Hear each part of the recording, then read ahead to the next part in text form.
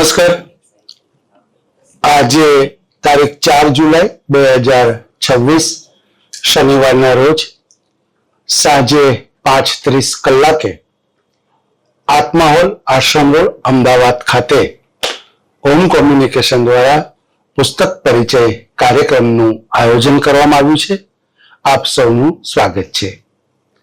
આજે પુસ્તક પરિચયમાં સાહિત્ય સર્જક હરીશ મીનાશ્રુના પુસ્તક બનારસ ડાયરી વિશે માન્ય શ્રી અજયસિંહ ચૌહાણ સાહેબ તેમજ સાહિત્ય સર્જક મોહન પરમારના પુસ્તક અંચળો વિશે માન્ય શ્રી ભરતભાઈ મહેતા સાહેબ વક્તવ્ય આપવાના છે. બંને વક્તાઓને વિનંતી કે મંચ ઉપર પોતાનું સ્થાન ગ્રહણ કરે. આપણે ખૂબ તાળીથી બંને વક્તાઓનું અભિવાદન કરીશું. આપનું સ્વાગત છે. આપ જાણો છો તેમ ઓમ કોમ્યુનિકેશન દ્વારા છેલ્લા 13 વર્ષથી દિવંગત સાહિત્યકારોના જન્મદિન પુણ્યતિથિએ સાહિત્યિક વ્યાખ્યાનનું આયોજન કરવામાં આવે છે. તેમજ દર મહિને શબ્દજ્યોતિ શીર્ષક હેઠળ હયાત સાહિત્યકારના જન્મદિનની ઉજવણી કરવામાં આવે છે. સાથે સાહિત્યના વિશિષ્ટ કાર્યક્રમો જેવા કે સાહિત્ય પંચામૃત, સંસ્કૃત પર્વ, સંત સાહિત્ય પર્વ, પર્યુષણ સાહિત્ય પર્વ, ગુજરાતી આત્મકથાના 150 વર્ષની ઉજવણી, શબ્દ સંપદા અને પુસ્તક પરિચય જેવા કાર્યક્રમોનું આયોજન થાય છે. આયોજન થયેલ તમામ કાર્યક્રમો યુટ્યુબમાં સાહિત્ય વિમર્શમાં અપલોડ કરવામાં આવે છે, જેથી જે અહીંયા હાજર નથી રહી શક્યા એ લોકો આ કાર્યક્રમનો લાભ લઈ શકે. માતૃભાષા ગુજરાતીનું સંવર્ધન થાય અને આજની નહીં પરંતુ આવનારી 20 વર્ષ પછીની યુવા પેઢીની નજર આપણી ભાષાના સાહિત્ય સર્જકો પર પડે અને એ સાહિત્ય સર્જકોએ જે સાહિત્ય સર્જન કર્યું છે તેના તરફ એમની વિશેષ દૃષ્ટિ પડે એ હેતુથી આ પ્રકારના સાહિત્યિક કાર્યક્રમનું આયોજન થાય છે. પુસ્તક પરિચયમાં સૌપ્રથમ આપણે યુપીએસસી અને ત્યારબાદ નેટના અભ્યાસક્રમમાં જે ગુજરાતી ભાષાના પુસ્તકો હતા એનો સમાવેશ કર્યો હતો. હવેથી આપણે જે આ શૃંખલામાં સાહિત્ય અકાદમી દિલ્હી પુરસ્કૃત જે પુસ્તકો છે એનો સમાવેશ કર્યો છે. સૌપ્રથમ આપણે વક્તાઓનું સ્વાગત કરીશું. માન્ય શ્રી મણિલાલ પટેલ સાહેબને વિનંતી, આપ આવો અને અજયસિંહ ચૌહાણ સાહેબનું સ્વાગત કરો.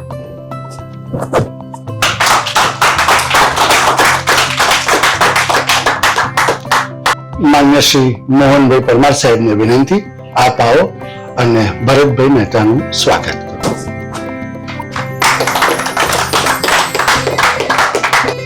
આભાર મણિલાલ પટેલ સાહેબ, આભાર મોહનભાઈ પરમાર સાહેબ.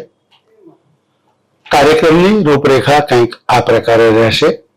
સૌપ્રથમ સાહિત્ય સર્જક હરીશ મીનાશ્રુના પુસ્તક બનારસ ડાયરી વિશે માન્ય શ્રી અજયસિંહ ચૌહાણ વક્તવ્ય આપશે. ત્યારબાદ સાહિત્ય સર્જક મોહન પરમારના પુસ્તક અંચળો વિશે માન્ય શ્રી ભરતભાઈ મહેતા વક્તવ્ય આપશે. બંને વક્તાઓના વક્તવ્યની વચ્ચે સંચાલકની કોઈ ભૂમિકા રહેશે નહીં, જેની ખાસ નોંધ લેવા વિનંતી. વક્તાશ્રીના વક્તવ્ય પહેલા અને વક્તવ્ય બાદ અચૂક આપણે વક્તાશ્રીનું તાળીથી સન્માન કરીશું એવી નમ્ર વિનંતી. તો ખૂબ તાળીઓના સન્માન સાથે અજયસિંહ ચૌહાણને વિનંતી, આપ આવો અને વક્તવ્યનો પ્રારંભ કરો. ખૂબ ખૂબ આભાર પ્રિય મિત્ર મનીષભાઈ, મારા સાથી વક્તા પ્રિય ભરતભાઈ, સામે બેઠેલા રક્ષાબેન, દર્શિતભાઈ થી માંડીને હેમંતભાઈ, મોહનભાઈ, સૌ સાહિત્ય રસિકો અને મણિલાલ પટેલ સાહેબ. આજે જે વાત થવાની છે અંચળો વિશે અને એના સર્જક મોહનભાઈ ઉપસ્થિત છે. મારે બનારસ ડાયરી વિશે વાત કરવાની છે તો આપણે એવું માની લો કે હરીશભાઈ વતી મણિલાલ સાહેબ હાજર છે વિદ્યાનગરથી સાંભળવા માટે. અમે ગાડીમાં વાત કરતા હતા કે હરીશભાઈ વિશે લગભગ જો વાત કરીએ તો સૌથી વધુ લેખો મણિલાલ સાહેબ અને મારા એમની કવિતા વિશેના લેખો છે. લગભગ એમના કાવ્ય સંગ્રહ વિશે વાત કરવાનું કે લખવાનું થયું છે. મારા એક ગમતા કવિ વિશે વાત કરવાની છે. એટલે આજે ત્રિવિધ યોગ છે આ આનંદની ઘડીમાં. ત્રિવિધ એ રીતે કે ઓમ કોમ્યુનિકેશનમાં હું ત્રીજી વખતે હરીશભાઈ વિશે વાત કરું છું. જુદી જુદી રીતે એ જે સાહિત્ય પંચામૃતનો કાર્યક્રમ કરે છે એમાં અનુઆધુનિક યુગ અને હરીશ મીનાશ્રુ એ વિષય પર મારે એમની સમગ્ર કવિતાની વાત કરવાની હતી. પછી જેનો ઉલ્લેખ થયો નેટ સ્લેટમાં અભ્યાસક્રમમાં એમનો દ્રિભાંગ સુંદર એની પેર ડોલ્યા એ કાવ્ય સંગ્રહ છે, એટલે એના વિશે વાત કરવાની થઈ હતી અને આજે આ વિષય પર વાત કરવાની છે, બનારસ ડાયરી. એમાં પણ પાછો મારા માટે આનંદની વાત એ છે કે હરીશભાઈ, એટલે મેં જે પીએચડી કર્યું મણિલાલ પટેલ સાહેબના માર્ગદર્શનમાં, એમાં જે કવિઓનો અભ્યાસ કર્યો એમાં એક હરીશ મીનાશુ પણ હતા આધુનિક કવિઓમાં, અને એ થીસીસના જે બાહ્ય પરીક્ષક એ ભરત મહેતા હતા, એટલે એ આજે સાથી વક્તા છે. એટલું જ નહીં, ભરતભાઈ સાથે તો એવો નાતો યોગાનુયોગ કે મારે એમફિલના પણ બાહ્ય પરીક્ષક એ હતા, લઘુશોધ નિબંધના અને મારા પીએચડીમાં. તો એ બહુ આ એક મારા માટે આજે આનંદની વાત છે કે આવો એક યોગ રચાયો છે. મેં કહ્યું એમ કે દ્રિબાંગ સુંદર એની પે ડોલ્યા જયારે હરીશ મીનાશુ લખે છે 1984માં એમની રચનાઓ એ પ્રગટ થઈ હતી જુદી જુદા સામયિકોમાં. એ જયારે પ્રગટ થયું ત્યારે એમાં એમણે અનુઆધુનિકતાની જે મુખ્ય લાક્ષણિકતાઓ છે એમાંની બે છે, એક પેરેડી અને પેસ્ટીજ. આ બે બહુ જ સરસ રીતે એમાં એમણે વ્યક્ત કરી છે, અને એટલા માટે મેં એ વખતે કહ્યું હતું ને પછી એ લેખ પણ હવે સમીપેમાં આવવાનો છે કે આ અનુઆધુનિક ગુજરાતી કવિતાની નાંદી છે. આ જે કાવ્ય સંગ્રહ છે દ્રિબાંગ સુંદર એની પે ડોલ્યા, કારણ કે પરંપરા તરફ જવું, પરંપરાગત સાહિત્ય સ્વરૂપો તરફ જવું, એ બધા જ લક્ષણો આપણને એમાં જોવા મળે. ચંદ્રકાંત ટોપીવાળા સાહેબે અનુઆધુનિકતાવાદ ની વાત કરતા જે અનુઆધુનિકતાવાદના જે લક્ષણો ગણાવ્યા છે એ બધા જો પહેલી વખત કવિતામાં આપણને દેખાતા હોય તો આપણને દ્રિબાંગ સુંદર એની પે ડોલ્યામાં દેખાય. તો એક કવિ તમે જુઓ કે હરીશ મીનાશુ એક એવા કવિ છે કે જે 50 કરતા વધુ વર્ષોથી કાવ્ય લેખન કરે છે, અને છતાંય એ વ્યક્તિ નવા નવા રૂપે વ્યક્ત થાય છે. બહુ ઓછા કવિઓ હોય છે, નહીતર આપણે જાણીએ છીએ કે મોટાભાગના સર્જકો કે કવિઓ એ લખ્યા પછી પોતાનું જ અનુકરણ કરતા હોય છે. એની સામે તમે હરીશ મીનાશુના કાવ્ય સંગ્રહો જુઓ તો દ્રિબાંગ સુંદર એની પે ડોલ્યામાં એ દ્રિબાંગ અને સુંદર એમ સ્પ્લિટ પર્સનાલિટીની વાત કરે છે, અને આસપાસનું જે સાહિત્ય જગત છે એનું વિડંબન કર્યું છે એમણે. એ આસપાસની સાહિત્યિક સંસ્થાઓ હોય, સાહિત્ય જગત હોય, એટલે એ અકાદમી જગ્યાએ અકાદમ્યંતી એવો શબ્દ પ્રયોજે છે એમાં, અને અકાદમ્યંતીના હાથમાંથી એવોર્ડ રૂપી માછલા છે સજીવન થઈ જાય છે, એવું એમણે એમાં લખેલું, અને ઘણું બધું એવું. તો એ વાત એમને કરી. પછી 7-8 વર્ષ સુધી એ જે સંત મતમાં માનતા હતા એના કારણે 7-8 વર્ષ સુધી એમણે પ્રયત્નપૂર્વક કાવ્ય લેખન ન કર્યું, એટલે કાવ્ય લેખનથી દૂર રહ્યા 7-8 વર્ષ સુધી. પછી જયારે લખવાનું શરૂ કર્યું અને ત્યારે એક સાથે 4 કાવ્ય સંગ્રહો આવે છે, સુનોભાઈ સાધો, તાંબુલ અને પર્જન્ય સૂક્ત. હવે બહુ આપણને રસ મળે એવું છે કે એક કવિ એક જ સમયે કાવ્યો લખે છે, બધા જ એના 4 સંગ્રહો આવે છે, એટલે 4 સંગ્રહો એક સમયે આવે છે એ તો ખરું જ, પણ એ કાવ્યો પણ એક જ સમયે રચાયેલા છે, અને છતાંય તમે 4 સંગ્રહો જુઓ તો તમને ભાવ, ભાષા, રચના રીતિ બધું જ જુદું. એટલે સુનોભાઈ સાધોની રચનાઓમાં તમને કબીરથી માંડી અને સંત મત ને બધું દેખાય. તમે પર્જન્ય સૂક્તમાં જાઓ તો જે વૈદિક વેદોમાં જે રીતે વરસાદના વર્ણનો આવે અથવા સંસ્કૃત સાહિત્યમાં એ રીતે પ્રેમ, વરસાદ, પીડા એની વાત આવે. તાંદુલમાં જુદું, તાંબુલમાં સ્વરૂપો પણ જુદા. પેલામાં ગઝલો એકમાં વધારે છે, એકમાં અછાંદસ છે, એકમાં ગીતો છે. તો એક કવિ એક જ સમયે રચના કરતો હોય કાવ્યોની, અને છતાંય એ એકબીજાથી કેટલા બધા ભિન્ન હોય એ આપણે 4 કાવ્ય સંગ્રહો એમના જોઈએ ત્યારે આપણને ખબર પડે. બીજું એના પછી એ પદપ્રાંજલિ નામે ગીત સંગ્રહ આપે છે, અને 84 ગીતો એક જ પ્રકારની ભાષા, એક જ પ્રકારનો ભાવ, એક જ પ્રકારનો લય, અને તે છતાં પણ 84 ગીતોમાં આપણને એકવિધતા ન લાગે. આ બહુ મોટો સર્જક પડકાર છે, અને હરીશ મીનાશુમાં દેખાય. નહીતર આપણે 5 ગીતો વાંચીએ અને આપણને પછી કંટાળો આવે. જ્યારે આ 84 ગીતો એક જ લય, એક જ ભાવ, સાધો તંબુર પણ તરફડશે, ભજનના એક ઘૂંટડા માટે હરી ઘૂંટણીએ પડશે, એમ કરીને એક ગઝલમાં લખે. એક ગઝલમાં એવું લાગે કે એ શું મદિરા ચાખે, દરાખ નોજે મરમ ભૂલીને વળગ્યો જઈ રુદ્રાખે, સાધો એ શું મદિરા ચાખે. તો આ રીતે તમે એમના કેટલા બધા ગીતો એમાંથી જાઓ તો ગીત સંગ્રહ આખો. એના પછી એમનો કાવ્ય સંગ્રહ આવે છે ગઝલોનો, શબ્દમાં જીનકુ ખાસ ખબરા પડી, બધી ગઝલો છે એમાં. અને એમાં એ ગઝલોમાં પણ કેવા પ્રકારની કે સંતમત ને હોય, અને પછી પોતાના પુરોગામીઓ અને પોતાના સમકાલીનો એમની કાવ્ય પંક્તિ લઈ અને ગઝલ એમને લખી હોય. એટલે એ એક કાવ્ય પંક્તિનો સહારો લઈ અને એનાથી તદ્દન નોખી, તદ્દન જુદી ગઝલ નિપજાવે. અને જરૂરી નથી કે એ પંક્તિ ગઝલની જ હોય, ગીતની પણ પંક્તિ હોય, પત્રની પણ પંક્તિ હોય. ભયાણી સાહેબના એક પત્રની એમને પંક્તિ લીધી છે અને એના પરથી એમને ગઝલ લખી છે. તો એટલું કેટલું બધું એમને એ આવે. એના પછી એમનો કાવ્ય સંગ્રહ આવે છે પંખી પદાર્થ. એ પંખી પદાર્થમાં ગદ્ય કાવ્યો છે, અને ગદ્ય કાવ્યોમાં એમણે ચિતરવા વિશે, એટલે પૃથ્વી ચિતરવા વિશે ને જુદા જુદા ગૃહસ્થ સંહિતા ને એ પ્રકારના એમના કાવ્યો, કેટલાક જેને આપણે સામાજિક નિસ્બત કહીએ, છાપાવાળો છોકરો ને એવી રચનાઓમાં એ પણ દેખાય. હરીશ મીનાશ્રુ તમે જુઓ કે એકમાં ગઝલ સંગ્રહ, પછી આવે છે ગીત સંગ્રહ, પછી આવે છે અછાંદસનો એટલે ગદ્ય કાવ્ય સર્જક કે છે એ. તો આ રીતે જુદા જુદા સ્વરૂપોમાં જુદી જુદી રીતે એ વિકસતા રહે છે. અને પછી આ બનારસ ડાયરી કાવ્ય સંગ્રહ, એના પછી પણ ઘણા બધા આવ્યા. જાસૂદ પર જોગિયાનો સૂર હોય ને અનુવાદો પણ એ કરતા રહ્યા, જોડે જોડે વિશ્વ કવિતાના અનુવાદો હોય, ભારતીય કવિતાના અનુવાદો. તો એ રીતે અનુવાદો, ઉત્તમ કવિતાઓ જે દુનિયાની ને ભારતીય છે એ પણ એમને અનુવાદ દ્વારા ગુજરાતી ભાષા સમક્ષ મૂકી. તો આ રીતે આ એક એવા કવિ કે જે સતત વિકસતા રહ્યા. મને ગમે છે એમની કવિતા પર વાત કરવું. કેમ? એમની કવિતા છે એ એટલી સરળ રીતે આપણને પ્રવેશ નથી આપતી, એના માટે મથવું પડે છે, માથા પછાડવા પડે છે. એ રહસ્યમય છે.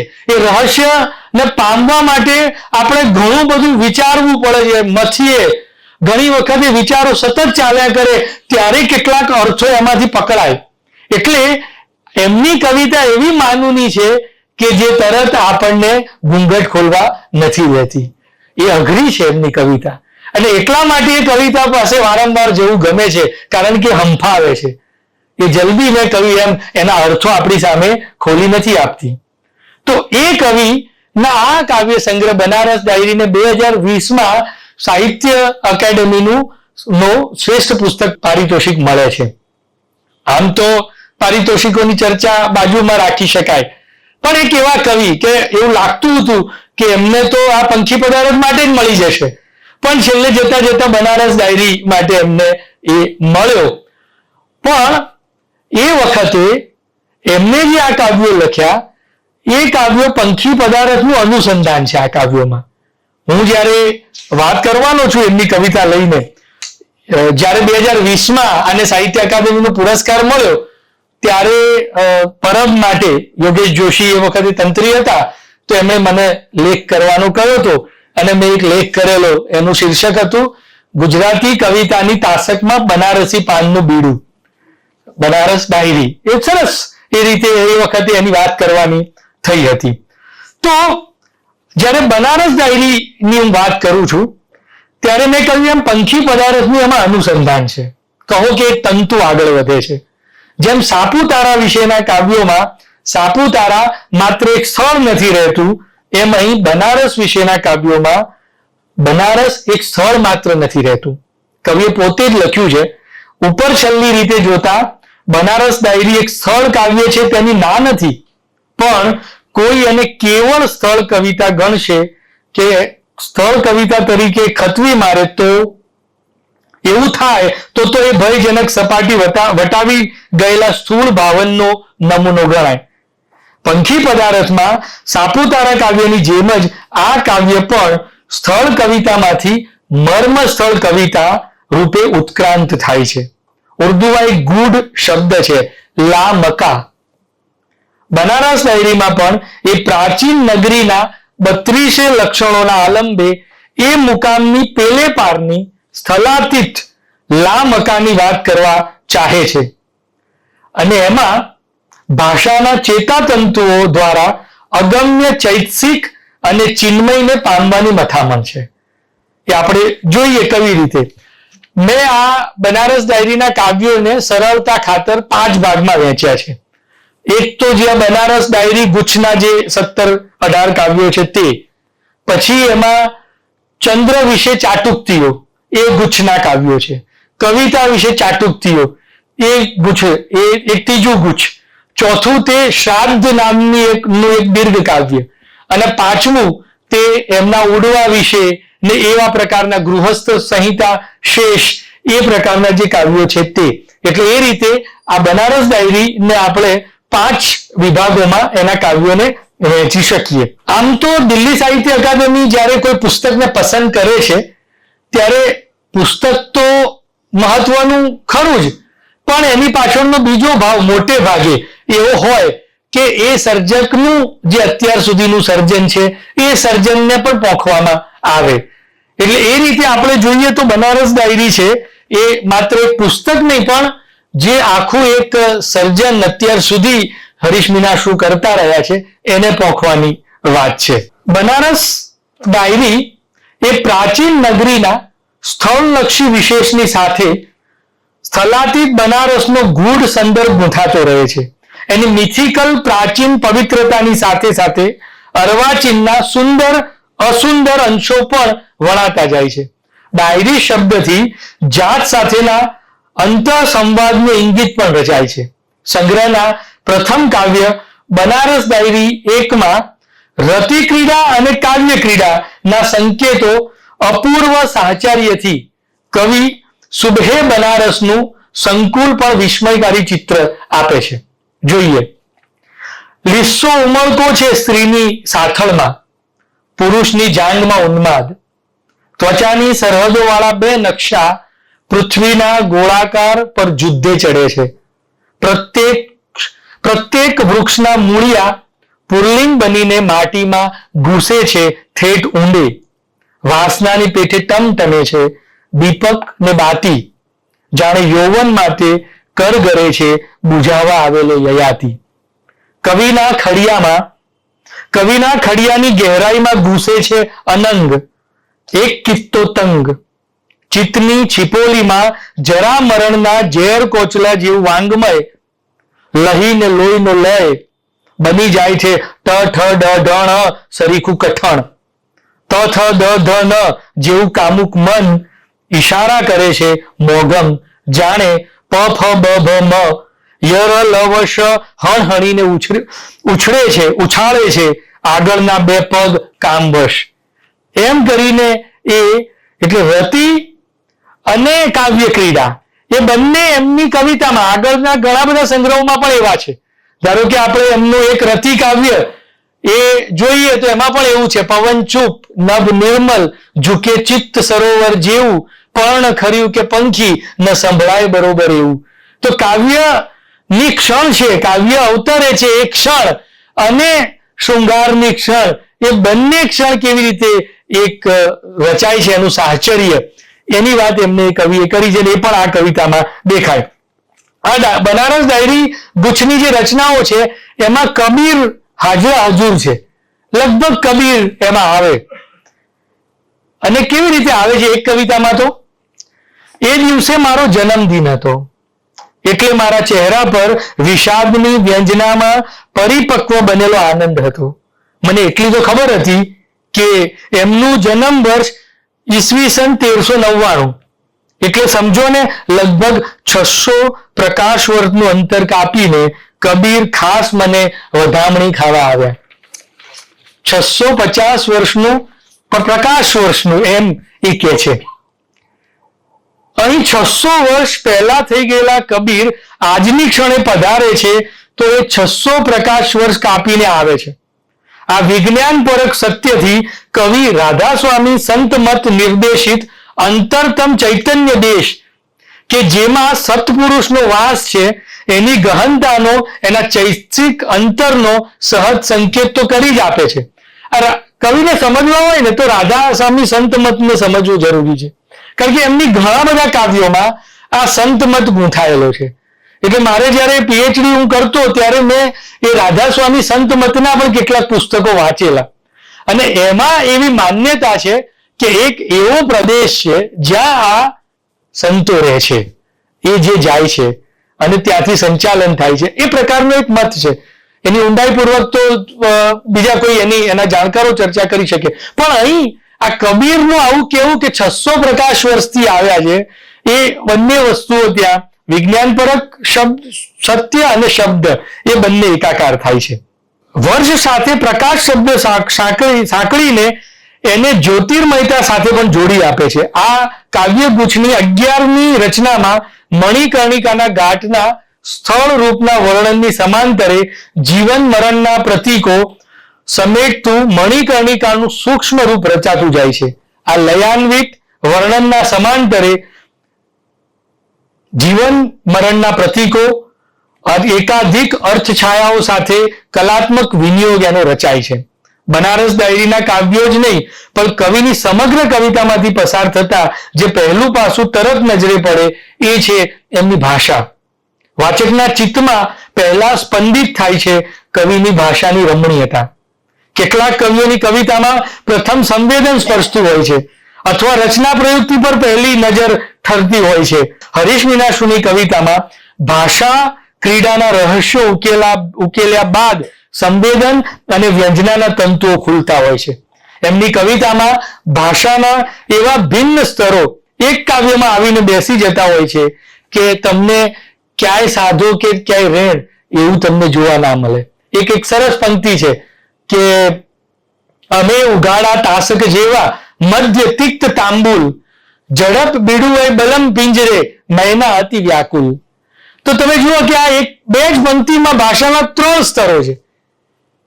અમે ઉઘાડા તાસક જેવા એટલે આપણે ગુજરાતી પદાવલી, મધ્ય તિક્ત તાંબુલ સંસ્કૃત પદાવલી, ઝડપ બીડું હોય બલમ પિંજરે મૈના અતિ વ્યાકુલ. તો આ જે વ્રજ હિન્દી પદાવલી, અને છતાંય આ જ્યારે આવું છૂટું પડે ત્યારે ખબર પડે કે ભાષાના આવા 3 સ્તર છે. પણ જ્યારે બોલીએ ત્યારે આપણને ખબર જ નથી પડતી કે કવિએ ભાષાને આ રીતે પોતાની કવિતામાં ગૂંથી છે. તો એ એમને સૌથી મહત્વનો વિશેષ છે ભાષા, અને એ બનારસ ડાયરીમાં પણ આપણને જોવા મળે. કલ્પનો પણ એવા આપે છે સરસ. તમે જુઓ કેટલું સરસ કલ્પન છે. કપાસનું જીડલું ફાટ્યું હોય એવો પ્રફુલ્લિત ચંદ્ર ઉદય પામી રહ્યો હતો કબીરના મસ્તક ઉપર. મને થયું ખરો ચંદ્રમૌલી તો આ બેઠો ચાંદનીના લીપણવાળી ભીતને અંઢેલીને, કાશી વિશ્વનાથને તો લોકો નાહક એ નામે ખીજવે છે. એમ કરીને બનારસની વાત કરતા તો આવા કલ્પનો મળે. રચના રીતિના પ્રયોગો પણ 13મું કાવ્ય છે બનારસ ડાયરીનું, એ 13મું કાવ્ય ચદરિયા જેવું છે. એટલે જેમ વણકર તાણો વાણો વણતો હોય એમ એ આખું કાવ્ય ચાલતું હોય. અને કવિએ લખ્યું છે, અને મણિલાલ સાહેબ અને જયદેવ શુક્લએ તો એનો પાઠ પણ એ રીતે કરેલો. એ કાવ્ય એ રીતે મૂકેલું છે કે 3 પંક્તિઓ એક વાંચે અને બીજા વાંચે, અને છતાં એ કાવ્ય એક સાથે ચાલતું હોય એવું લાગે. એટલે એક જણ એને સળંગ વાંચે તો પણ એ કાવ્ય છે, એની રચનામાં તમને કઈ બીજું ના લાગે, અને ધારો કે એને જુદી રીતે તમે વાંચો તો એ તમને એક જુદા કાવ્યનો અનુભવ થાય. તો આ રીતે એ રચના રીતિના પણ જાતના પ્રયોગો કરે છે. અને કબીર હોય, સાળ હોય તો પછી આ વાત તો એમનામાં આવે જ, એ આપણે એમની કવિતામાં જોઈએ. એમાં શું થાય છે તો જેમ કોઈ વણકર હાથ સાળ પર એક તાંતળો અને એક વાળો ગૂંથે એમ આ કાવ્યમાં કવિએ કવિતાના 2 અંશોને ગૂંથવાની રીતિ અખત્યાર કરી છે. 2 parallel text interwoven with each other, એ રીતે એક અંગત છે અને બીજી સમૂહગત, એક અંતર્મુખ છે અને બીજી બહિર્મુખ, એક એકાગ્ર છે કબીરની ચેતના પર ને અન્ય કાશીની નગર ચેતના પર. કવિતામાં બંને એકમેકના વિપર્ય રૂપે છે ને સંપૂર્તિ રૂપે પણ બંને ભેગા મળીને કાવ્યનું એક પોત રચે છે. અહીં ભાષા પણ કબીરને છાજે તેવી તીખાશ ને તોછડાઈ દાખવે છે. સાનંદ નોંધું કે 2 એકવાર જ્યારે આ કવિનું કોટેશન છે. બે એક વાર જ્યારે જાહેરમાં એ કાવ્યનો પાઠ કરવાનો થયો ત્યારે એના પરસ્પર ગૂંથાયેલા પાઠમાંથી એકનું પઠન મેં તો અન્ય સમાંતર પાઠનું પઠન કવિ મિત્ર જયદેવ શુક્લ અને મણિલાલ હ પટેલે કર્યું હતું. હવે આપણે આવીએ ચંદ્ર વિશે ચાટુક્તિ. ચાટુક્તિ એટલે આપણે જાણીએ છીએ પ્રિય લાગે એવું કથન. સારજોગની કોષનો જો આપણે અર્થ આપીએ તો પ્રિય લાગે તેવું કથન. ચંદ્રની જુદી જુદી ચંદ્રના રૂપો, ચંદ્રની જુદી જુદી કળાઓ અને એ કળાઓ સાથે એટલા બધા સંદર્ભો જોડે કે કોઈ શિશુના કુમળા રુદનની ઓકળીઓ છે કોઈ કવિતામાં, તો નરસિંહ અને બળવંતરાય ઠાકોર જેવા પૂર્વ સૂર્યોની રચનાઓના અવનવા આલંબનો છે. એ લખે છે એક કાવ્યમાં, ન માંગવાનું માંગી બેસે છે ક્યારેક કોઈ કવિ, ભાષા પહેલા તો મૂંઝાઈ મરે છે પછી તરત એને જડી આવે છે. એ ચંદ્રપટુને પટાવવાનો એક મિથિકલ નુસ્ખો. જળ ભરેલી થાળીમાં ઉતરી આવે છે ચળકતું ચાંદરણું, કવિ બની જાય છે પ્રસન્ન ને ભાષા ધન. તો અહીં આપણે જોઈએ છીએ કે પુરાકલ્પન પણ ગૂંથાયું છે.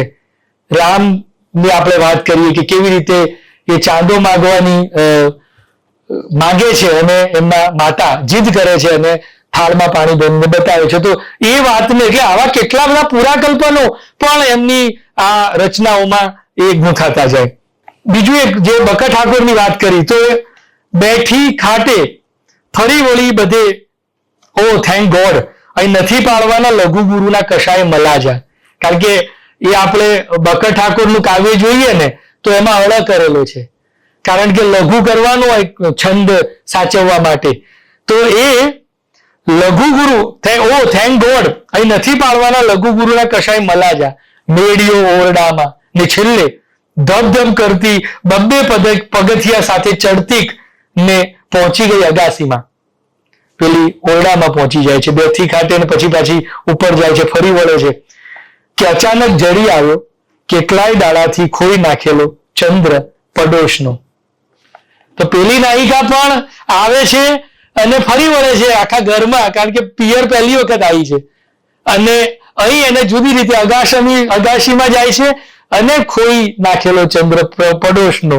તો એ આખો સંદર્ભ છે એ બદલાઈ જાય છે.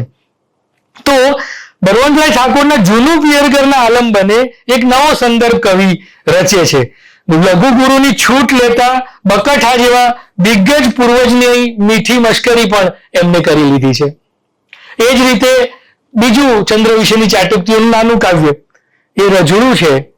દેશ દેશાવર ખેડતો રહે છે વળજ વિહારી, ઉંબર કને ઉતારે છે પ્રવાલ મલિન પગરખા, જાણે પહાડો નદીઓ અરણ્યો મરુથળો ને જનપદોના જીપ્સી અભરખા. વર્ષો બાદ પાછો ફર્યો છે એ વિરહી હાશ હવે ગીરહી, હળવે રહીને કાઢે છે એના મેલાદાત થેલામાંથી એક ઉપહાર પરણેતર માટે, મોગા મૂલનો પરદેશી ચંદ્ર. એમ કરીને ચંદ્ર અને પછી ગૃહિણી પણ ખોલે છે એના સ્ત્રીધનનો દાબડો, હળદરના ડાઘ વાળો, હિંગના વઘારની ગંધ વાળો, આટલા દાડા જતનથી સાચવી રાખેલો સેજ ચોળાયેલો દેશી ચંદ્ર. તો આ રીતે ચંદ્ર વિશેની ચાટુક્તિઓમાં ચંદ્રના આલંબને આ રીતે એમને વાત કરી છે. રજાનો સંદર્ભ સરસ રીતે, જો આપણે એમની કવિતાને ઘણી વખતે એમ થાય કે હું 2-3 વખત વાંચું ન સમજાય, પછી ઉલટેની પાછા વાંચવાની શરૂ કરીએ તો પાછું ઘણું પકડાય, એવું પણ ઘણી વખત થાય. એટલે જેમ કોઈ ચિત્રકાર પીછીનો એક લસરકો કરે ને આખા ચિત્રનું સૌંદર્ય નિખરી ઉઠે, જેમ કોઈ ગાયક સુરમાં અચાનક એક આરો અવરો લાવે અને આપણે વાહ પોકારી ઉઠીએ, જેમ કોઈ સંગીતકાર તાલ બદલે અને આપણે વાહ કહી ઉઠીએ, એમ હરીશ મીનાશ્રુ એક શબ્દ કે એક પંક્તિ એવી મૂકી દે કે આપણા મનમાં પ્રકાશ થઈ જાય. અમારે વૃદ્ધિ, આ કવિતા જુઓ, અમારે વૃદ્ધિ અમારે ક્ષય અમે સદાય સુતકી, અમારા અંગરાગ રાખોડી, રંગ વિહોણી કાયા અને પરછાઈ નરી ભભૂતકી, તમારા રવિભાણ સંપ્રદાયને તો 7 રંગનો પિટારો અને કિરણ કુમળી કૂંચી, નિત ઉદયસના રંગ હુલાસ ને અરુણ વર્ણાનુપ્રાસ. અહીં રવિભાણ કે છે એટલે સૂર્યને તો કેટલી બધી રંગ લીલાઓ છે, પણ ચંદ્રને તો રાખોડી જ, બીજા કોઈ રંગો નથી. એ રવિભાણ સંભવ એટલે સૂર્યની વાત કરવા માટે શબ્દ કેવી રીતે લાવે છે રવિભાણ. આ કવિ નવા નવા શબ્દો નિપજાવે છે. હું પહેલા પણ કહી ચુક્યો છું, મારે ત્યાં આંગણ હીરો શિમલાનું ઝાડ એમ એ લખે. મારે ત્યાં આંગણ અમીરે ગન પાવડરના માણસો, અથવા મેં કહ્યું અકાદમિયંતી, એવા નવા નવા. તો તમારા રવિભાણ સંપ્રદાયને તો 7 રંગનો પિટારો ને કિરણ કુમળી કૂંચી નિત ઉદય અસના રંગ હુલાસ ને અરુણ વર્ણ વર્ણાનુપ્રાસ. દ્વિજ ચંદ્રને ઓછું આવે એ તો જાણે સમજી શકાય. પૂર્ણિમાના ચંદ્રને રંગ રાગની વાતે તો લાગી આવે છે. કોઈકે કહ્યું જા મિલ उस नुक्ता नवाज से हासिल कर उसकी रजामंदी, वो गजब को तांत्रिक है मुराद तेरी पूरी कर देगो, वो गजब को रंगरेज है चुनर तेरी रंग देगो. ભૂમિથી બની જાય છે ભૂમા ને ચંદ્ર એક વર્તુળ ગઝલનુમા. રાતુ નારંગી કેસરી પિત્ત આકુળ વ્યાકુળ દિગંત શોધ્યા કરે છે પ્રતિપદાથી પૂર્ણિમા પર્યંત. પણ હવે ક્યાંથી જડે એ ઈહ લોકનો ઇન્દુ, રઝાના રહસ્ય લોકમાં જે કેવળ બિંદુ. તો અહીં કેવળ બિંદુ રઝાના આવીએ ત્યારે આપણને રઝાના ચિત્રોનો સંદર્ભ ખુલે અને પાછું વાંચવાનું શરૂ કરીએ ત્યારે આપણને ખબર પડે કે રઝા કેવી રીતે બિંદુઓ દ્વારા જુદી જુદી રીતે ચિત્રે છે આ સૂર્યને અને આના રંગોને. એટલે ચંદ્રને તો રંગ નથી, તો જાદુ એની પાસે એ રંગરેશ છે, એ તને રંગી દેશે. તો આવા સંદર્ભો પણ એમની કવિતામાં આ ચંદ્ર વિશેની ચાટુક્તિઓમાં એ મળે. નવા અર્થો, નવા પ્રકારની કવિતાઓ. હું બ્લોગ પર ટાઈપ કરતો હતો એક ગઝલ, आज उनका पता पूछ लिया महताब से, निकला है सुखी पत्ती सा उनकी किताब से. हमने जो फेसबुक पे उन्हें यूं ही छू लिया, आधे वो हकीकत से लगे आधे ख्वाब से. તે જ વખતે ચંદ્રોદય થયો. એ ચેટરજી જ્યારે જુઓ ત્યારે હોય છે ઓનલાઈન. દાદ ચાહુંગા, મેં ચંદ્રને કહ્યું હંમેશાની જેમ તું કરતો રહેજે વાહ વાહ આજ, હમ લૂંટ ही लेंगे मुशायरा ચાલતી કલમે. ચંદ્રએ કોમેન્ટ કરી વાહ નહીં બુદ્ધુ વાવ, ને સરકી ગયો બીજી વેબસાઇટ પર. તો આ જે વાવ ને બધું જે ચાલતું હોય છે લાઇક્સ ને એની વાત પણ ચંદ્ર સંદર્ભે એ આ રીતે કરે છે. એટલે મેં કહ્યું તમને એકવિકતા ના લાગે. ચંદ્ર વિશેની ચાટુક્તિઓ આટલી બધી હોય પણ દરેકમાં જુદી જુદી રીતે જુદા જુદા સંદર્ભો એમાં આવે. એ રીતે કવિતા વિશેની ચાટુક્તિ, કવિતા વિશેની કવિતાઓ આપણે ત્યાં ઘણી બધી લખાઈ છે. એ જ રીતે આ એક જુદા પ્રકારની કવિતાઓ. કવિતા એક પાણીનું ટીપું લે છે, એમાં કરે છે ઝીણો છેદ, સાચવીને કાઢી લે છે બધોય મીઠો ગરબ. પછી એ પોલાણમાં ઠાસીને ભરે છે પવન, ફૂલાવે છે ને આમ તૈયાર થયેલા કિફાયતી પરપોટા વેચે છે તરસા લોકોને પાણીને ભાવે. તો આ કવિતા વિશેની ચાટુક્તિઓમાં આ રીતે કવિતાને એ જુએ છે. માણસો, 2 કાવ્યો છે બહુ સરસ, મરતાવના માણસો અને અતળા માણસો. તો કેવા છે? આપણી ચારો તરફ માણસો છે આવા, પણ કવિ બતાવે છે આપણને જુદી રીતે બતાવે છે આ માણસોને. અને એ રીતે તો જગત કેવું છે, માણસો કેવા છે આસપાસના એ પણ આપણને બતાવે છે. અતળા માણસો લવિંગની અવેજીમાં નખ ચાવે છે, બારી સાથે ભીતો જેવો અજુકતો વ્યવહાર કરે છે, પીઠ દેખાતી હોવા છતાં એમને ધબ્બો મારી શકાતો નથી. જાહેર સ્થાનો પર એ દેખાય છે પાલી ભાષામાં કોતરાયેલા શિલાલેખ જેવા, દેખીતી રીતે ઉઘાડા છતાં ગુમસુમ. ધોળી મુશડી બોલવાથી આપણને ઇતરજનને જેમ નથી સમજાતો એ શબ્દનો વાચ્યાર્થ સુદ્ધા એમના પડછાયાનું એવું જ છે. મેળાવડાઓમાં એમને મૂંઝવણ થાય છે કે એમણે ખરેખર શું કરવાનું છે, જાણે મુઠ્ઠી વાળતી વખતે વધારાની 6ઠ્ઠી આંગળી. એમ એ અતળા માણસોની. અને પછી લખે છે હું તમને અતળા માણસોને ઓળખી લેવાની થોડીક એધાણી બતાડું. સાંજ પડે એ ઘેર પાછા ફરે છે ત્યારે પોપચાના પડીકે બંધાયેલી હોય છે 2 આંખો, વિષાદના ઓગળતા ગાંગડા જેવી. મોનો સ્વાદ હોય છે દેશકાળની જેમ લગાર કડુચો ને જીભમાં ભાષાનો ડૂચો. જિંદગીની ધૂળ ચીકટ અને પરસેવાના કારણે એમના ખમીસના કોલર મેલા થયેલા હોય છે. આ અતળા માણસોની વાત કરે છે. હવે મળતાવડા માણસો મોટા ભાગે ફૂલોને નામ દઈને બોલાવે છે ને ક્યારેક પાંદડીઓની ખીચ પણ પાડે છે. જ્યારે એ ખરીદી કરે છે ત્યારે હેરની મધ્યમાં મોલના મુલાકાતીઓની સંખ્યા બિનજરૂરી રીતે વધારે જણાય છે. અખબારમાંથી ગમખ્વાર બસ અકસ્માતના સમાચાર મૃતકના પરિવારને દિલ સોજી પાઠવતા હોય એમ એ કરુણાપૂર્વક મોટેથી વાંચે છે. તાણે કટાણે એમના મોંમાંથી ઇલાયચીની આછી ગંધ ફેલાય છે. ચપટી વગાડતામાં એ ડમરીની ડૂંખ અને ઝાકળના ટીપાનો સરવાળો કરી લે છે. એ ભળી જાય છે, ક્યારેક વ્યંજનમાં લવણની જેમ, ક્યારેક વ્યંજનમાં સ્વરની જેમ. અને પછી છે કવિતા આગળ નથી, પણ એનો અંત એ જ છે. હું તમને મળતાવડા માણસોને ઓળખી લેવાની થોડીક એધાણીઓ બતાવું.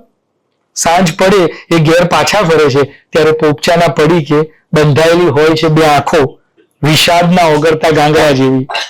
મોંનો સ્વાદ હોય છે દેશકાળની જેમ લગાર કડુચો ને જીભ ભાષાનો ડૂચો. જિંદગીની ધૂળ ચીકટ અને પરસેવાને કારણે એમના ખમીસના કોલર મેલા થયેલા હોય છે. તો બંનેનો અંત સરખો છે. એટલે માણસ છે એની નિયતિ તો એ જ છે, એ મળતાવડો હોય કે એ અતળો હોય. એટલે એની નિયતિમાં તો જિંદગીની ધૂળ ચીકટ પરસેવાના કારણે થયેલા મેલા કોલરના ખમીસ છે. એમ આ બંને કાવ્યોમાંથી આપણે પસાર થઈએ. બીજો એમના જે કાવ્યો છે ગૃહસ્થ સંહિતા વાળા, પુત્રવધુને બહુ જ સરસ કાવ્ય છે. આપણે ત્યાં ભાગ્યે જ કોઈએ પુત્રવધુ ઉપર કાવ્ય લખ્યા હશે. પુત્રવધુ વિશેના અદભુત કાવ્યો હરીશ મીનાશુએ લખ્યા છે. પુત્ર વધુને ગૃહસ્થ સંહિતા શેષ, કારણ કે પુત્ર વધુને પંખી પદાર્થમાં પણ છે એટલે શેષ એમ કરીને બીજું કાવ્ય પુત્ર વધુ વિશે. ભરત મુનિ નોંધવાના વિસરી ગયા છે તે સર્વ મુદ્રાઓ તારે હસ્તક. જરા જેટલી નમેલી ગરદને ફુદીનાની ડૂંટ ચૂંટતી આંગળીઓ, રત્નાકરની સ્મૃતિને સૂકવી ને લવણની અમસ્તી ચપટીમાં રૂપાંતર કરી મૂકતી. તર્જની અને અંગૂઠાની અટપટી જુગલબંધી, ખેલંદાની જેમ રસોઈ ઘરમાં ઘૂમતા તારા રસિક હાથ, રાસનો ચોક અને રસોઈ ઘરનો ચોકો હવે ઉભય તદાકાર. અને પછી એ લખે છે, પૂર્વજોની નવી ભાષામાં તારી નાભી ફરતે લખાઈ રહી છે એક કવિતા. તે જબ્બે કર્યું છે અંતરિક્ષને, સૃષ્ટિના સકળ આકારો લયાન્વિત સુખની સાક્ષી પૂરે છે તારી કુખમાં. મારી 71 પેઢીઓએ ગોખેલા રંગસૂત્રોથી તું સિદ્ધ કરવા મથે છે સ્વયંને નવેસરથી. આરંભે જે અલ્પ વિરામ તારી આનંદ ગર્ભિત લિપિમાં, તે જ આખરે તાજી કુંપળ જેવું આશ્ચર્ય વિરામ. એમ કરીને પુત્રવધુને, તો આવા પુત્રવધુ વિશે લખાયેલા કાવ્યો એ ગુજરાતીમાં એ અનન્ય છે. એ જ રીતે આસપાસ શું ચાલી રહ્યું છે, ઘણી વખતે એવું માનવામાં આવે છે કે કવિની નિસ્બત એટલે શું, તો કવિ જો બૂમો પાડીને લખતા હોય તો જ એ નિસ્બત, પણ એવું નથી. હરીશ મીનાશુનું તમે છાપાવાળો છોકરો લો અથવા તો તમે એમનું નાચિકેત સૂત્રમાં અગ્નિના રૂપો છે, તો અગ્નિના રૂપોમાં પણ ગોધરાથી માંડીને કેટલા બધા રૂપો એમની કવિતામાં આવી જાય છે. એટલે બોલકા થયા વગર પણ સામાજિક સંદર્ભો, આસપાસના પોલિટિકલ સંદર્ભો. એમની હમણાંની એક ગઝલ આપણે જોઈએ 71 શતી, બોલે 52 બટેર, એમનો ગઝલ સંગ્રહ આવ્યો, એમાં એ ગઝલ જુઓ તો વિશ્વભરના કેટલા બધા સંદર્ભો એ કવિએ કવિતામાં મૂક્યા છે. એમ અહીં પણ આસપાસ જે ચાલી રહ્યું છે એને બોલકા થયા વગર લખે છે. એ શ્રાદ્ધ નામનું જે એમનું કાવ્ય છે, દીર્ઘ કાવ્ય, એમાં એક છે ગરુડ પુરાણનું એક પાનું, એક દુસ્વપ્ન. આકાશમાંથી ફેંકાયું છે એક ઈંડું, ફટ દઈને ફૂટે છે ને રેલાય છે લુગદી લાલ ચોર લોઢાના રસની. એ નાપામ બોમ્બની વાત છે, પણ એ આ રીતે કરે છે. આકાશમાંથી ફેંકાયું છે એક ઈંડું, ફટ દઈને ફૂટે છે ને રેલાય છે લુગદી લાલ ચોળ લોઢાના રસની. એમાંથી ઊભા થવા મથે છે જોડિયા ટાવર જેવા બે કપાયેલા કાંડા.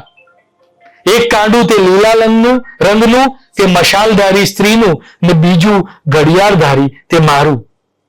એટલે વિયેટનામ પર જે નાપામ બોમ્બ ને બધા અમેરિકાએ નાખ્યા અને એ બધી એ જે સંદર્ભો છે અને દુનિયાભરમાં જે બોમ્બ પડી રહ્યા છે એ સંદર્ભો આ કવિતામાં આ રીતે આવે છે. આજે એમનું કાવ્ય છે ઉતરડાઈ ગયેલી ચામડી વાળી એક પૃથ્વી દોડી રહી છે અંતરિક્ષમાં. એક છોકરી દોડી રહી છે, કિશોરી, જેના શરીર પર કપડા નથી, ઉતરડાઈ ગઈ છે આ બોમ્બથી, અને આવી જ પૃથ્વી અંતરિક્ષમાં ફરી રહી છે નગ્ન દશામાં. 17મી મિનિટ ભણી બંનેની મોં કળા તને મળતી આવે છે.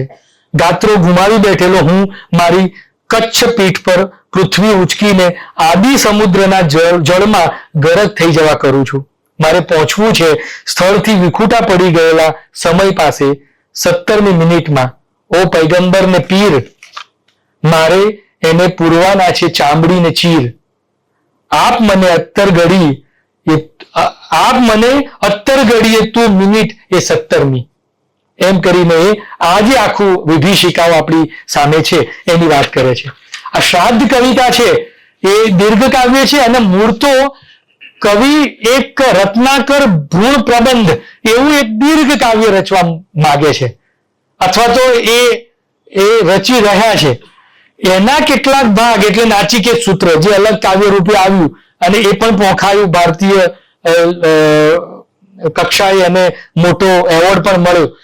અગ્નિના રૂપો એમાં જુદી જુદી રીતે છે. એ રીતે શ્રાદ્ધની વાત કરતા કરતા પોતાની માતાનું એ જ્યારે તર્પણ કરી રહ્યા છે સિદ્ધપુરમાં, એના સંદર્ભે આખું સિદ્ધપુર અને અનેક સંદર્ભો રચાય છે. અને એ આખું કાવ્ય આ જે કાવ્ય છે શ્રાદ્ધ, એ એક સમયે દિલ્હી સાહિત્ય અકાદમી ની એક યોજના હતી, રાઇટર ઇન રેસિડેન્સી. જે રાઇટર ઇન રેસિડેન્સીમાં કોઈ પણ લેખકને પસંદ કરવામાં આવતા કવિને અને એમને 6 મહિના માટે 25,000 દર મહિને આપવામાં આવતા અને એમને કોઈ કૃતિ રચવાની હોય. ચીનુ મોદી, સતીશ વ્યાસ, બધા ઘણા લોકો એ રીતે અલગ અલગ કૃતિઓ આપી છે. એમાં આ શ્રાદ્ધ નામની કૃતિ એમને રચેલી, એમના મનમાં ચાલતી હતી, રાઇટર ઇન રેસિડેન્સી મળી એટલે રહી. આ રેકોર્ડ થાય છે કેમ કે એટલે મારે આનો સંદર્ભ પણ કહેવો છે કે આ જયારે લખાઈ અને કવિ દિલ્હી સાહિત્ય અકાદમીને મોકલી ત્યારે ત્યાં જઈને એમ કહ્યું કે તમને રાઇટર ઇન રેસિડેન્સીના પૈસા ન મળે કારણ કે આ તો 17 પાનાનું કાવ્ય છે, આટલું નાના કાવ્યના થોડા પૈસા મળે. એટલે હરીશ મીનાશ્રુએ લખ્યું કવિએ પત્ર કે તમે પાનામાં કેવી રીતે કોઈ કૃતિની, કોઈ 200 પાના લખે તો એ ઉત્તમ ને 17 પાના એ કેવી રીતે કરી શકો. પછી કશ્મકશ બહુ ચાલી અને એનો એક જુદો ઇતિહાસ છે. એટલે એમણે એવું કહેલું કે કબીરે કહ્યું છે સહજ મિલે વો દૂધ સમ માંગ મિલે સો પાની, અને જો ખીચા ખીચી સે મિલે તો લોહી જેવું છે રક્ત સમ. એટલે હવે આ પૈસા આવે તો મારા ઘરમાં નહીં એમ. અને એ મથ્યા, એની સામે પત્રો લખ્યા અને અંતે એમને રાઇટર ઇન રેસિડેન્સીના પૈસા મળ્યા અને એ પૈસાનો પ્રતિપદા કાવ્ય ઉત્સવ અમે NS પટેલ આર્ટ્સ કોલેજમાં કર્યો, જેમાં અનુઆધુનિક 17 કવિઓના કાવ્યપાઠ થયા અને 17 કવિઓ વિશે વાતો પણ ત્યાં થઈ. 2 દિવસનો અદ્ભુત ઉત્સવ અનુઆધુનિક કવિતાનો થયો અને એ પ્રતિપદા પુસ્તક રૂપે પણ પ્રગટ થયો. તો એ એક આ જુદી વાત છે, પણ કેમ કે એ રેકોર્ડ થાય છે અને ભવિષ્યમાં લોકો જોશે તો એની પાછળનો એક ઇતિહાસ પણ મેં કહ્યો આ સંદર્ભે. તો આ જે શ્રાદ્ધ કાવ્ય છે એ કાવ્યમાં જેમ બીજા કાવ્યોમાં એમ તંતુ જોડાય, રત્નાકર ભ્રૂણ પ્રબંધ એક આખું દીર્ઘ કાવ્ય એમને કરવું છે એટલે આગળનું નાચિકેત સૂત્ર, આ કાવ્ય, એ બધાનો સંદર્ભ જોડાય એટલે કેટલીક પંક્તિઓ એમાં રિપીટ થતી હોય છે. એમાંની એક પંક્તિ એવી છે જે નાચિકેત સૂત્રમાં પણ આવે છે, પૂનમ પછીની ત્રીજ ને ચંદ્ર ખીલ્યો ચિક્કાર, ક્યારે છુટકારો થશે પૂછે પદમણી નાર. એમ કરીને પછી ગઝલ છે. આ કવિ દીર્ઘ કાવ્યો લખે એટલે એમાં ગઝલ પણ આવે, ગીત પણ આવે, અછાંદસ પણ હોય. એ રીતે દીર્ઘ કાવ્ય ચાલતું હોય. અનેક સ્વરૂપના ટુકડાઓ એમાં આવતા જાય અને એ રીતે એમનું કાવ્ય અનેક કવિઓના સંદર્ભો. એટલે આપણે જે અનુઆધુનિકતામાં ઇન્ટરટેક્ચ્યુઆલિટીની વાત કરીએ છીએ, આંતરકૃતિત્વ, એ પણ આ કવિની કવિતામાં આપણને ખૂબ દેખાય કે બીજા સમકાલીન પુરોગામી કવિઓની વાત તો એમની કાવ્ય પંક્તિઓ પણ વળાતું જાય ને એના નવા નવા અર્થો એની સામે ઉકેલાતા જાય. એમની શ્રાદ્ધમાં એ વાત કરતા લખે છે, તોતળા પુરોહિતોના ભ્રષ્ટ ઉચ્ચારોને હું મનોમન અણિશુદ્ધ કરું છું. પ્રથમ અહની શિરોવય નિષ્પત્યર્થે. હે જજમાન, અંગૂઠા અને ટચલી આંગળી વડે વીણેલા, દૂધ પાણીથી ધોયેલા, ઘી વડે સ્નિગ્ધ કરેલા ને કપૂર, કેસર, કસ્તુરી, અગર, ચંદન આદિ સુગંધિત દ્રવ્યોથી યુક્ત આ અસ્થિઓને હવે આપણે ખાડામાં પધરાવાના છે. હવે ખાડો પૂરીને ઉપર દૂધની ધાર, સવ્ય નહીં અપસવ્ય, દૂધની ધાર કરો. હવે પિંડદાન માટે હું બોલાવું છું તેમ સંકલ્પના શબ્દો બોલવાના છે. પછી એ આખું જે હોય છે સંકલ્પ બોલવાનો એની વિગતો છે. પછી લખે છે, તરભાણામાં અંજલિનું જળ રેડું ન રેડું, ત્યાં તો મારી ફરતે 64 જોગણીઓની જેમ રાસડા લેવા માંડે છે. મસ્તક, શ્રુતિ, નાસા, મુખ, અક્ષ, ફરતે લીએ ઉમરડી, લીએ ગુમરડી, અકળ વિકળ આંખો, ચકળાતી શત સહસ્ત્ર અને લક્ષ, રાતીગળ, વળખાતી, ભાતીગળ આંખો, કામળદારી ને કાળી 14ની આજી, જરા મંદ તેજ માંજરી ને મેલી, અતિ ઈર્ષાથી અંધ, બુદ્ધ સમી બંધ, ઉંઘરેટી વળી પોપચે ફૂલેલી, ત્રાટકથી તકતક, કરડી કાણી ને ફાંગી ફકફક ફૂલવાળી, ઊંડે ઉતરેલી, નિત માયો, પિયાવાળી અને વિષય વિલાસી કજરાળી, સદા ગુગલ ને ગેન ગુલતાન ગોગલાળી, ઉપસેલે ડોલે ડબડબ. એટલે આ બધી સ્ત્રીઓની વાત છે. કેવી સ્ત્રીઓ? એટલે અંતે એ જાય છે કે હું મારી માતાનું જે પિંડદાન છે એ નથી કરતો, પણ અહીં જેટલાના પિંડદાન થયા છે જે સ્ત્રીઓના સિદ્ધપુરમાં માતૃતીર્થ છે એટલે એ બધાનું હું પિંડદાન કરું છું. એ રીતે આખો સંદર્ભ આવે. અને સિદ્ધપુર પણ એ નગરી કે નદી હવે છે જ નહીં તો એ કેવું છે વર્ણન, એ બધા રીતે જોડાઈને એમ શ્રાદ્ધ કાવ્ય છે એ અંગત જે વાત છે એ અંગતથી બિન અંગત અને સમસ્તી તરફ પહોંચે છે. એટલે એ રીતે આપણે જોઈએ તો આ કવિની જે કવિતાઓ છે એ કવિતાઓની ભાષા અને એની અભિવ્યક્તિ અને એનો ભાવ એ બધું નિત નવીન આપણને લાગે જ્યારે એમાંથી આપણે પસાર થઈએ ત્યારે. બનારસ ડાયરી પણ એક એવી રચના છે કે જેમાં બનારસ એ આપણી સામે, આપણે જોયેલું બનારસ અને આપણે નથી જોયું એવું એક બનારસ પણ આપણી સામે ઊભું થાય. એટલે મેં આગળ કહ્યું એમ આ કવિ વિશે વારંવાર વાત કરવી ગમે છે અને આજે એમને એક જુદા પુસ્તક વિશે વાત કરવાનો અહીં એક ઉપક્રમ રચાયો. મને તક મળી એ બદલ હું ઓમ કોમ્યુનિકેશન, મનીષભાઈ અને આપ સૌનો આભારી છું. ખૂબ ખૂબ આભાર.